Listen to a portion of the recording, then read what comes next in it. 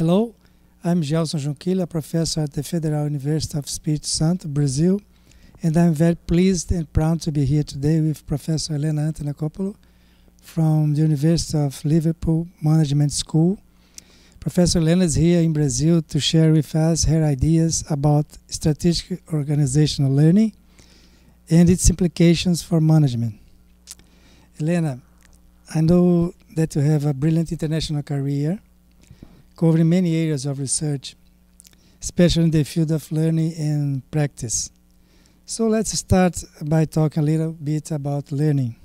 I have some questions here submitted by some academic colleagues.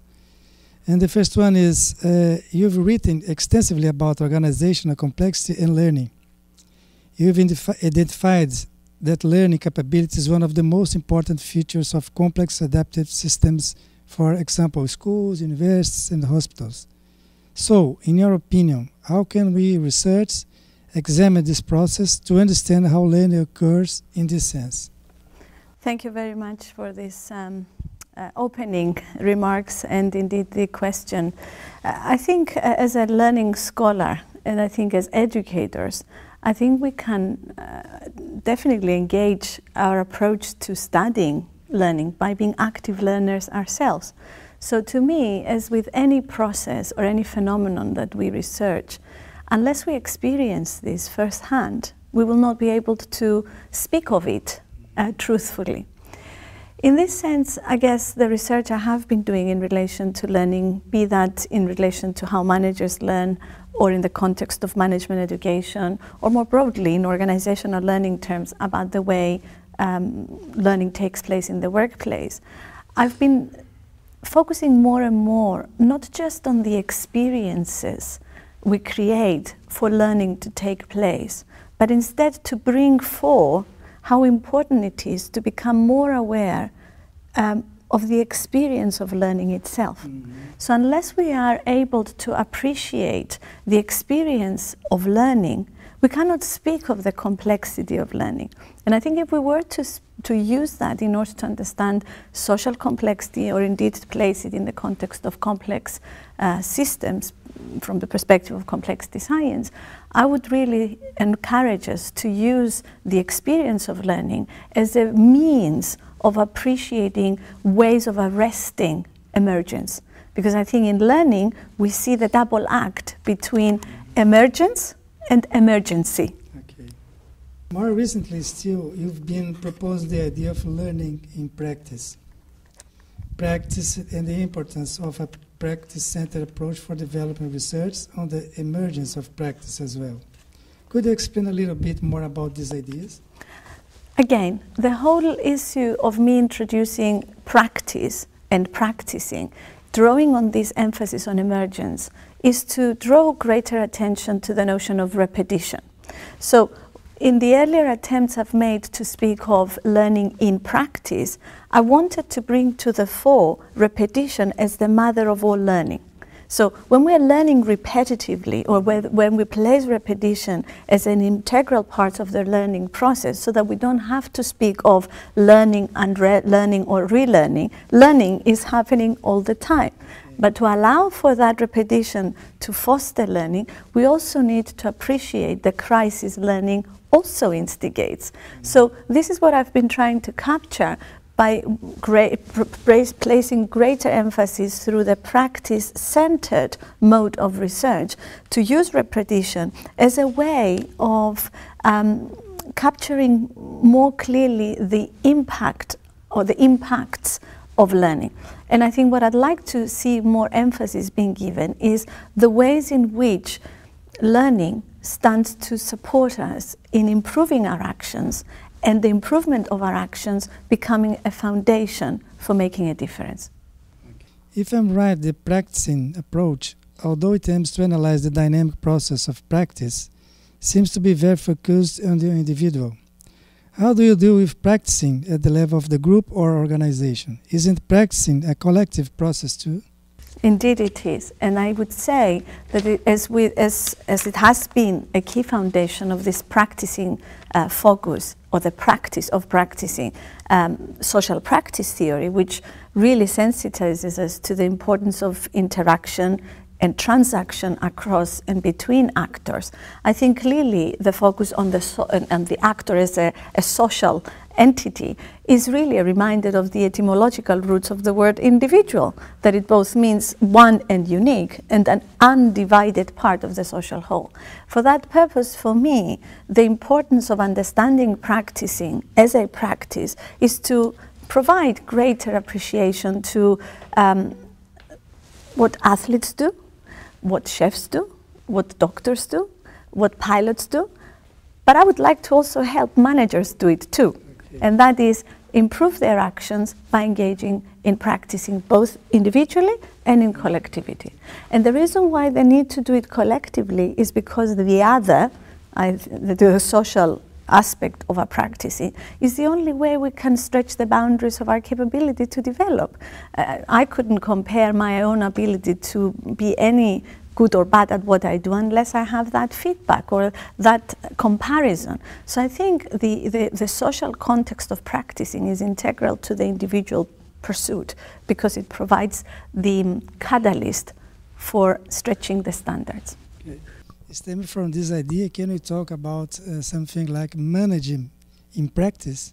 Of course we can talk about managing in practice, and I think that could provide a very interesting and quite innovative platform to speak of practicing and of managing, and indeed to inject new energy to the way in which we understand management as a process, which is not just to understand the verb of managing or managing as a dynamic process, but to instigate that in managing and the pursuit of perfection towards becoming a better, effective manager demands a lot of practicing. Yeah. And that practicing has to take place in everyday work environment. Okay, thank you. Before being a practice with a C and before becoming a practice with an S, yes, in the way that you define them, some individual initiatives or practices can be very important for a specific purpose, so they can assume a strategic role. This situation is very normal in complex adaptive systems. So, what do you think about the role of strategic initiatives in the practicing process and in learning as well? Okay. I think we need to really be mindful what it is we mean when we speak of something being strategic. Yeah. I think in the everyday language of management science and management organization studies, we refer to strategic issues as those processes or actions that cast beyond the here and now and look into the future. At the same time, something that adopts a more strategic orientation implies something of considerable significance because it means collecting the effort from all the operational practices in ways where we often assume a strategic action has a clear intentionality. And yet what we do find out from strategy research is, of course, that strategic action constantly unfolds and takes shapes in the midst of delivering and implementing strategy. So really for me, strategic initiatives are not about intentionality. They are about the intensity they create for collective action to mobilize the activities and practices that are part of the intended contribution, the impact desired, but with a way that it releases imagination rather than limits the contribution to predefined ends, ex ante. So strategizing is what constitutes strategic initiatives, and learning how to practice strategizing is the core of strategic learning. Okay. Think about that. To elaborate a little on this idea, what methodology do you consider best suited for an investigation based on your proposed practice-centered approach? I've tried to articulate methodology for trying to capture social complexity because I really believe that a lot of the approaches that currently define our engagement with the world in our efforts to make our ideas relevant and useful, to still maintain an approach that sees us as only be observers of the practices we study. For me, it is so vitally important that a practice-centered approach to doing research engages us as active participants in the practices that we seek to speak of. For that very purpose, it is very important if we understand that the centrality of practice on practicing is engaging with tensions and dealing with those tensions in order to develop extensions or generate new possibilities. I only believe we will have the ability to speak genuinely, truthfully of a practice if we live those tensions ourselves. So I would like to see that we move beyond our investment in refining our qualitative methodologies, our ethnographic approaches, and the whole variety of video interview diaries and so on and so forth. All of these are vitally important, but I'd like to see that we take a more concerted effort towards involving us in the ethnography. So I would love for our research to become a lot more autoethnographic and autobiographical, such that we account for our own journey of understanding and experiencing the practices we speak of. So to give you an example of how practically I do it, in my recent studies of learning and of my attempt to speak of practicing, when I study performing artists, I've taken to learning how to play the cello as an attempt to experience firsthand what it takes to engage in the discipline of practicing to perfect the coordination between the string and the bow, and obviously to create the beautiful sounds that a cello can create. At the same time, in the process of experiencing that, I've learned the painful process that it demands to break out of one's routines and habits. So really, practicing is about generating those possibilities. And practice-centered research, it's about the engagement of the scholar in the practice, but with the ability, nonetheless, of remaining with a degree of distance so that they can express the learning experience and not just the outcome of the findings from the study. You defined learning crisis as learning through crisis by engaging dynamically with the unknown and developing new understandings by experimenting with existing knowledge to improve actions and negotiations in response to force shaping learning and crisis.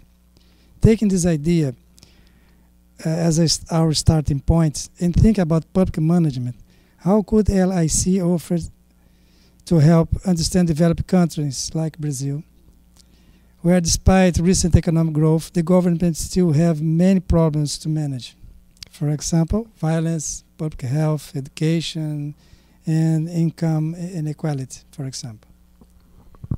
I think that is a very important question, and one that I think would provide the acid test to our ability to be genuinely relevant by demonstrating how our insights inform not just business practice and policy, but contribute to society and the common good.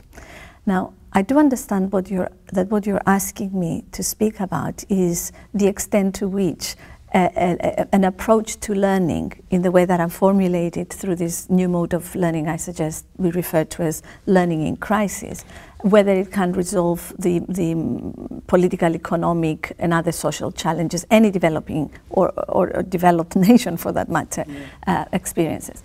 What I would say is this, three things actually. One, the main emphasis of learning in crisis is twofold. It is to remind us of the impact of crisis on our learning practices, because it's not about lessons learned, it is about the ways in which we change the way we learn in order to distill insights from crisis events. Secondly, it is also to demonstrate that in dealing with any crisis, which in many respects destabilizes us from the sense of what we know being sufficient to deal with a situation, it obviously opens up the possibility for new learning. And therefore, we need to change our learning practices in order to deal with situations we are not familiar with. I think with situations in policy, in the policy arena, in the public administration, where we see, despite mandates being drawn and policies being developed, the same problems reappearing time and again. It is exactly the same issue we witness in businesses or in the cycle of economic crisis we seem to have every however many years. The recent financial crisis is very reminiscent of the 1930s, people have said more than once. The point about appreciating our failure to learn from failures is to some extent a reminder of what learning in crisis is drawing attention to. And that is to a large extent our ability to be present in the moment and to not rely on what we know in order to deal with a new situation, but to engage with a new situation in its own terms. So I think it's fine to have policies, it's fine to acknowledge that despite measures, poverty and unemployment continue to be growing rather than dissipating. And I think our role is to generate the kind of interventions that encourage the development of learning capability such that the unknown is taken as part of the equation, so that the policies that are there, which are the consequence of what we've learned from the previous crisis, are not the only foundation for how we respond to future crises. But that ongoing crisis, we need to continuously refine the policies in a practicing mode that the learning allows us to see dimensions that perhaps we have not included yet in the policies that have been voted through Parliament and are part of them, if you like, status quo. Okay. So we do need to attend to that as well. Okay, thank you. In your workshops here in Brazil, you've proposed the idea of strategic organizational learning and also the challenge of going forward with the concept of practice-based studies into practicing for impact. Could you tell us something about the base of this idea of impact? Okay, I think first of all it's important to explain that impact is not a word or an introduction to our everyday language that I have done single-handedly. In fact, I myself am listening and actively engaging with the kind of issues that I see are being forced upon us to respond to. We witness, for example, that research funding councils around the world are expecting that the impact of funded research is articulated prior to the research being undertaken. We see accreditation bodies calling for the impact of management education. We see the initiatives of governments in Finland, in Canada, in the UK, very much emphasizing impact. So impact is fast becoming a great sort of, if you like, force to attend to, because the more we appreciate through practice research that our actions have consequences, many which are unintentional, the more it draws attention to a need to exercise carefully not just our judgment, but our responsibility and accountability to effective and informed action. So I think for me, impact, and the reason why I'm bringing this emphasis of strategic organizational learning and practicing for impact as being constitutive of each other, is to remind us of the double meaning of impact. That impact is about not just the consequences of action, but it is about, as I call it, the improvement of action. So for me, impact is the two words improvement, imp, and action. So improving action would hopefully inspire us to see that the effects of what we do aren't the intended consequences all the time, but that there may be some undesirable effects. But it does not stop there. In order for us to have that capability to work towards making a difference, we need to become the difference. We need to want to see first. So it invites us really to engage as learners to discover the possibilities of what we can generate. Our last question. With your extensive experience in the field of organizational studies, particularly in learning, change, and learning practice, and give your international academic influence, what would be your message to Brazilian academics working in this area of study? Well, first let me say how delighted I am to be in Brazil. I'm immensely grateful for the opportunity your invitation provided me and the scope to meet colleagues in Belo Horizonte, in Vitória, and in São Paulo. I really do think that there are many reasons why I am here, and I've traveled all these thousands of miles to be here with you, to share my learning and to learn from you. And maybe in the process remind you many of the things that I have found in Brazilians like Paulo Freire, around particularly the notion of conscientization, which is what I draw on in articulating my thinking around practicing and impact, phronesis and judgment. And to maybe, hopefully, inject some energy in demonstrating how much I believe in Brazilian scholars to bring fresh ideas and positive energy, drawing on a number of philosophical foundations that have already defined the identity of the nation, and by implication the scholarship that is taking place here, as a way of extending the practice-based approach beyond its current focus on institutions, institutionalizations and reproduction, which emphasize stability. I really believe in Brazilian scholars and our opportunity to collaborate in the future, that we will have the opportunity to speak more dynamically of practices. So, why am I here? I'm here to remind you of ideas that have made a difference to the field of education and learning, like the ideas of Paulo Freire. I'm here to encourage you to develop these ideas further through learning and through engaging and practicing with practice-based perspective to refine both educational practices in higher education institutions and beyond. But I'm also here to ask for your help to pursue this big agenda, which I call 2020 Vision for the Future of Management Research, as a truly international, interdisciplinary, collaborative effort that will include Brazil as an important voice on the table, such that we are we're able, my hope, in 10 years from now, to celebrate the impact of practice-relevant scholarship, not just in our respective countries, but in the world globally. So, being Greek, I suppose I also came here to bring you the spirit of Olympism, mindful that you're hosting the Olympic Games in 2016. I hope that that becomes, if you like, our immediate focus for what we can seek to achieve in the next few years, in order to celebrate the Olympics of organizing through practice-centered research that allows us to practice managing better.